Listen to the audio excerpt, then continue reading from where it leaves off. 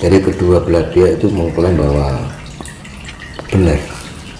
Rusia juga merasa benar, Ukraina juga merasa benar sendiri. Jadi intinya tidak ada yang mau disalahkan. Bahkan sampai saat ini kan belum ada titik temu. Sedangkan banyak usaha-usaha untuk melakukan perdamaian, tapi apakah ini merupakan titik awal akan terjadinya perang dunia ketiga? Nah, ini suatu berkaitan dengan keegoan ya. Seorang pemimpin ketika egonya tidak bisa dikendalikan, makanya akan berpengaruh pada rakyatnya yang nggak berdosa, ya kan. Ini soalnya penggerak, ya kan. Makanya dibutuhkan seorang pemimpin itu harus bisa mengenal jati diri. Manakala seorang pemimpin itu tidak mengenal jati diri, kalau seorang pemimpin harus mempunyai jiwa jati diri. Nah, jati diri itu adalah kasih, ya kan. Nah, dia akan memikirkan kira-kira perilaku ini akan merugikan orang lain yang nggak berdosa nggak, gitu kan. Nah, karena apa? Zaman sekarang itu hanya keegoan yang dikedepankan, tanpa memikirkan dampak itu tadi. Kasihan yang orang-orang yang nggak berdosa kan. Ya itulah, makanya bumi ini harus digulung gitu loh. Itu nanti setelah ada bencana itu, nanti ada alam, susulan alam itu. Apa setelah ada perang itu, ada susulan alam. Jadi karena itu emang imbal balik ya. Tuhan istri dunia itu sudah mencapai tingkat kemurkaan. Jadi sudah tidak bisa dibendung lagi dengan kekuatan manusia, kan gitu loh. Karena merasa adidaya. Nah itu sebenarnya itu yang makanya kan diperlukan pemimpin itu harus mempunyai sifat yang jiwa kepemimpinan yang sebenarnya. Nah, jiwa kepemimpinan itu apa? Orang yang bisa memimpin dirinya sendiri terlebih dahulu. Kalau kita belum bisa memimpin diri kita dahulu, manakala diri kita menjadi pemimpin, ya jadinya kayak gitu. Padahal kalau kita mengenal jati diri kita, pasti Tuhan akan include dengan diri kita, dan perilaku kita berdasarkan kasih. Nggak mungkin dia akan melakukan suatu hal yang keburukan. Dan akhirnya apa? Karena apa? Segala aparat, apa yang namanya tentara gitu kan, itu kan yang menggerakkan pasukannya kan pemimpinnya. Berarti kan tergantung pada ini ya kan. Dan tentara-tentara itu juga hanya sindikal dawuh, dia juga nggak berdosa ya kan. Hanya antar keegoan antar pemimpin lah. Nah ini jiwa-jiwa kepemimpinannya sudah ada gitu loh. Kalau orang pemimpin itu harus bisa memimpin dirinya sendiri. Kalau orang sudah bisa memimpin dirinya sendiri, dia pasti mempunyai sifat-sifat Tuhan kan gitu. Jadi orang itu yang pemimpin yang secara mutlak itu ya seperti itu. Tapi kalau jika dunia ini dipimpin oleh orang yang tidak mengenal jati dirinya, hancur-hancuran. Makanya untuk menjadi pemimpin itu dasarnya adalah kita harus mengenal jati diri dulu, memimpin diri kita sendiri kan gitu. Karena apa? Kemurkaan itu ya terjadi karena apa? Karena pihak pemimpinnya. Coba kalau presiden yang dari antara itu mempunyai jiwa ini, nggak akan terjadi peperangan kayak gitu. Pasti diambil sisi jalan tengahnya.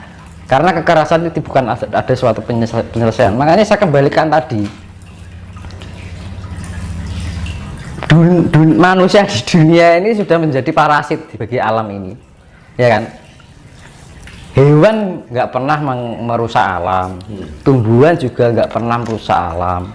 Kan yang menjadi merusak alam lah manusia sendiri kan gitu.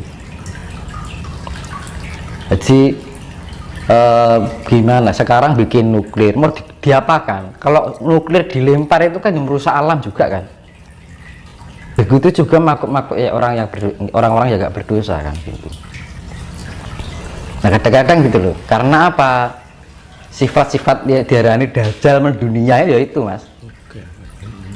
Karena sudah, makanya saya bilang identitas bumi sudah tidak menyatu dengan identitas langit. Itu. Jadi sifat-sifat manusia ini sudah merajai bumi ini. Nah kalau bumi ini sebenarnya merasa sakit dengan ulah manusia itu. Gitu. Karena apa ya itu tadi, kalau kita tidak bisa, misalkan ada orang dia tidak bisa menguasai dirinya sendiri, diangkat orang pemimpin karena dia mempunyai mungkin ya kepangkatan atau apa gitu ya, kewenangan gitu kan, akhirnya apa yang terjadi adalah kehancuran. Makanya untuk diperlukan seorang pemimpin itu harus bisa mengenal dirinya dulu, dan mengenal diri itu pasti dia akan mengenal sifat-sifat Tuhan, ya kan. Yaitu dampaknya kalau sebuah negara hanya didasari dengan sebuah wewenangan itu, tanpa didasari pengenalan diri sejati atau identitas dirinya sebagai pengejawantaan sifat Gusti, ya jadinya seperti itu. Terus gini Mas, jika sampai kejadian yang di Rusia dan Ukraina itu sampai berlarut-larut dan tidak ada titik temu untuk perdamaian, pandangan Mas Tinus dalam konteks spiritual apakah berdampak kepada Nusantara? Kalau Nusantara udah dijaga sama leluhur, setahu saya Nusantara itu sudah ada pagernya, leluhur kita tuh orang hebat. Itu loh, sudah. Jadi gini loh, di dalam kegaiban para raja-raja ini sudah tidak tinggal diam. Apa mungkin Nusantara sampai kebobolan lah, terus leluhur kita ngapain kan gitu. Nah mulo elingo karo leluhur kan gitu loh. Kalau kita dekat dengan leluhur, pasti leluhur itu walaupun sudah nggak ada, tapi secara non fisiknya masih bekerja. Terus gini Mas, terkait dengan leluhur, kalau kita berbicara dengan konteks leluhur, apakah leluhur ini menjaga seluruh Nusantara atau cukup di Jawa saja? Nusantara, tapi pusatnya Jawa. Jadi Nusantara ini suatu kesatuan. Nah, aku bilangnya Asia Tenggara, se-Asia Tenggara. Karena Nusantara itu dulunya se-Asia Tenggara, gitu loh. Kalau leluhur ini menjaga Nusantara, apa yang dikatakan Mas Tinus, kenapa seperti Papua sampai saat ini masih bergejolak Mas? Kalau memang sudah dijaga oleh leluhur kita. Loh kan alam, faktor alam Mas. Yang namanya menjaga itu bukan arti sepenuhnya loh, tapi meminimalis suatu kejadian yang sangat buruk. Makanya dibilang ibaratnya gini, Jawa kari separo, Cina Londo kari sak jodoh. Karena apa? Yaitu secara faktor alamnya juga mendukung, secara non fisiknya dari para leluhur juga tetap memberikan energi. Loh, energinya leluhur itu besar, makanya kita harus dekat dengan leluhur, tidak hanya dengan alam. Alam yo alam yo karo leluhur kan gitu. Loh, kalau kita dekat dengan leluhur itu misalkan kita diam itu datang gitu loh, disambangi gitu. Kalau bahasa Jawa nih. Nah makanya kan, karena apa ya, Nusantara itu sudah kena dampak dari kemurkaan di dunia, ketamakan di dunia itu sudah kena dampaknya kan gitu loh.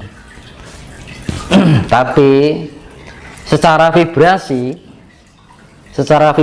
itu dibangunkan, makanya kan ada di tahun ini semakin pesat kebangkitan spiritnya karena ada jamaah dari leluhur kan gitu, orang yang tiba-tiba terbangkitkan spiritnya. Loh, nanti Jawa ini nanti ada spesifiknya, orang yang terbangkitkan itu punya spesifikasi masing-masing. Ada yang bagian keahlian, ada yang bagian pengobatan, ada yang bagian istilahnya pasukan perang, bukan perang tapi berarti pasukan. Ada yang berperan sebagai senopati, ada yang berperan sebagai menteri, ada yang berperan sebagai pemimpin kan gitu.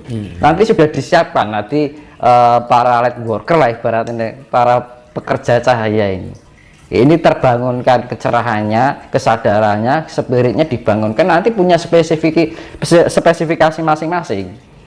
Ada yang ahli, jadi kayak bengkel itu ada ahlinya, ya ada bagian ini, ada bagian itu, nanti sudah disediakan oleh leluhur masing-masing, punya kelebihan masing-masing yang saling melengkapi akhirnya.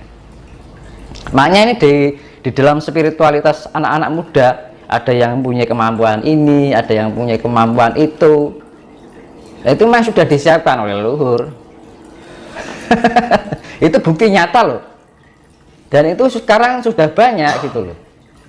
Bukti nyata. Ya hanya omong kosong.